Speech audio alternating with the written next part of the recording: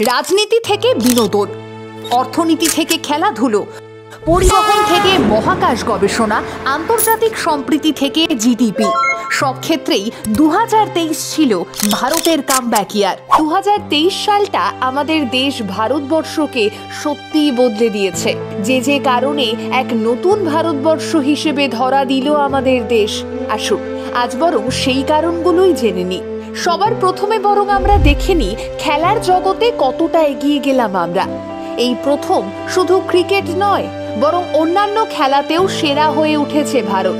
মাত্র 16 বছর বয়সী প্রজ্ঞানন্দ দাবা বিশ্ব চ্যাম্পিয়ন প্রতিযোগিতার ফাইনালে পৌঁছে সমগ্র বিশ্বকে চমকে দিয়েছে।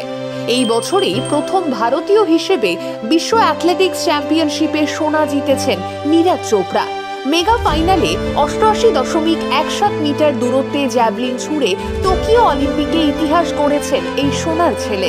হকিতে আমাদের দেশের মেয়েরা স্পেনে আয়োজিত FIH নেশনস কাপ জিতে যেন চাকদে ইন্ডিয়ার স্মৃতি মনে করিয়ে দিয়েছে।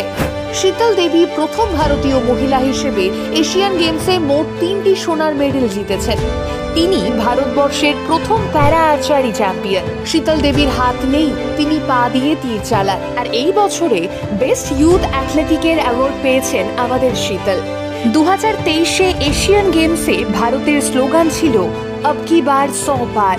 টুর্নামেন্ট শেষ হওয়ার আগেই 2023 এশিয়ান গেমসে 100 পদক ছুঁয়ে ফেলে ভারত। এশিয়ান গেমসে মোট 107টি মেডেল জেতে ভারত। ইতিহাসে এটাই ভারতের সবথেকে ভালো পারফরমেন্স। এরপর চলে আসি অস্কারের মঞ্চে। এই বছরটা ভারতীয় সিনেমার সবচেয়ে সুন্দর সময় বললেও ভুল বলা হবে না। এই বছরই দ্য এলিফ্যান্ট হুইসপার্স RRR এর নাটু নাটু গানের হাত ধরে এসেছে অস্কার। এছাড়াও ডকুমেন্টারি ফিল্ম হিসেবে অল দ্যাট ব্রিথসও নমিনেশন পেয়েছে। এই বছরের শুরুতেই একটি সুখবরে মেতে উঠেছিল সমগ্র দেশ। প্রায় 50 লক্ষেরও বেশি লিথিয়ামের খোঁজ পাওয়া যায় জম্মু কাশ্মীরে। আর এই লিথিয়ামকে সঠিকভাবে আমরা যদি ব্যবহারযোগ্য করে তুলতে পারি, তাহলে আমাদের আর তেল কিংবা বিদ্যুতের জন্য অন্য দেশের ওপর নির্ভরশীল হয়ে থাকতে হবে না। এই বছরই তো চাঁদের মাটিতে পড়েছে ভারতের তেরঙ্গার ছাপ। ইতিহাসে বিশ্বের প্রথম দেশ হিসেবে চাঁদের দক্ষিণ মেরুতে কাজ করেছে ইসরোর তৈরি ল্যান্ডার বিক্রম এবং রোভার প্রজ্ঞান। বিশ্বের চতুর্থ দেশ হিসেবে মাত্র 615 কোটি টাকা খরচ করে ভারতবর্ষ পৌঁছে যায় চাঁদের মাটিতে, যা অবাক করেছে সমগ্র বিশ্বকে। 2023 সালেই প্রথমবার ভারতবর্ষের মাটিতে অনুষ্ঠিত হয় G20 সম্মেলনের আসর। আর এই সম্মেলনে যোগ দিয়েছেন বিশ্বের তাবড় তাবড় রাষ্ট্রনেতারা। এই প্রথমবার এই বিশ্বের সমস্ত শক্তিশালী রাষ্ট্রদূতদের নিয়ে এই সম্মেলনের আয়োজন করেছে ভারতবর্ষ, যা সত্যি বিশ্বমঞ্চে ভারতবর্ষের গর্বের বিষয়। 2023 সালে বিশ্বমঞ্চে ভারতবর্ষ যে বন্ধুত্বের ছাপ রেখেছে তা সত্যি প্রশংসনীয়। ভূমিকম্পে লণ্ডভণ্ড হয়ে যাওয়া তুর্কির পাশে সবার প্রথম দেশ হিসেবে দাঁড়িয়েছিল ভারতবর্ষ। এছাড়াও ইসরায়েলের বন্ধু দেশ হওয়া সত্ত্বেও গাজার বিপদে পড়া অজস্র মানুষের পাশে থেকেছে আমাদের দেশ। আর এসবের মাধ্যমেই গোটা বিশ্বকে বুঝিয়ে দেওয়া হয়েছে আমাদের দেশ হিংসা নয়, ভালোবাসায় বিশ্বাসী। তবে পিছিয়ে নেই বাংলাও। তাজমহল, অজন্তা ইলোরা গুহার সাথে এক আসনেই জায়গা পেয়েছে কবিগুরুর শান্তিনিকেতন। 2023 সালেই বোলপুরের শান্তিনিকেতনকে ওয়ার্ল্ড হেরিটেজের তকমা দেয় ইউনেস্কো। আর এবছরে ভারতীয় রেলে যুগান্তকারী বিপ্লব ঘটে গিয়েছে।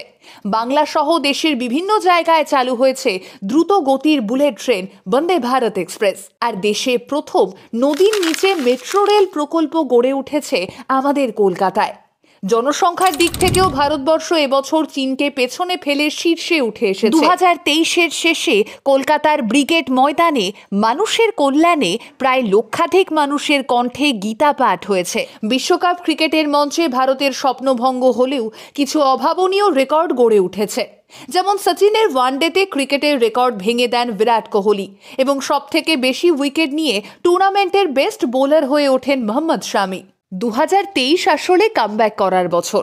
শাহরুখ খান থেকে শুরু করে সানি দেওল কিংবা ববি দেওল, পর্দায় তাদের কামব্যাক যেন সত্যি মনে রেখে দেওয়ার মতোই। আর এই বছরই সিনেমার পর্দায় আমরা পেয়েছি নতুন কিছু খলনায়ককেও। সাইফ আলী খান হোক কিংবা জন আব্রাহাম, অথবা বিজয় সেতুপতি কিংবা ববি দেওল, বা সবাইকে চমকে দিয়ে ইমরান হাশমি। ভিলেনের রূপে সকলেই যেন নায়কের চেয়েও সেরা। সাফল্য, জয়, ফিরে আসা, এই সবটা মিলিয়ে এই বছরটা বুঝিয়ে দিয়েছে পরিশ্রমের ফল আদতেই সুন্দর হয়। এই বছর আমাদের বিশ্বাস করিয়েছে, সাহস জুগিয়েছে সফল হয়ে ফিরে আসা। আমরা অপেক্ষায় আছি 2024-এর আরও অনেক সাফল্য, আরও অনেক কামব্যাকের। আমাদের দেশ ভারতবর্ষ প্রত্যেকটা মঞ্চেই আরও অনেক ধাপ এগিয়ে যাবে পরের বছর, এই আশাই রাখছি সকলে। চলতি বছরের প্রায় শেষ লগ্নে এসে দাঁড়িয়ে সকলকে জানাই আগামী বছরের জন্যে আগাম শুভেচ্ছা। নতুন বছরে প্রত্যেকেরই জীবন হয়ে উঠুক নতুন। 2023-এর চেয়েও বড় কামব্যাক আসুক সকলের জীবনে।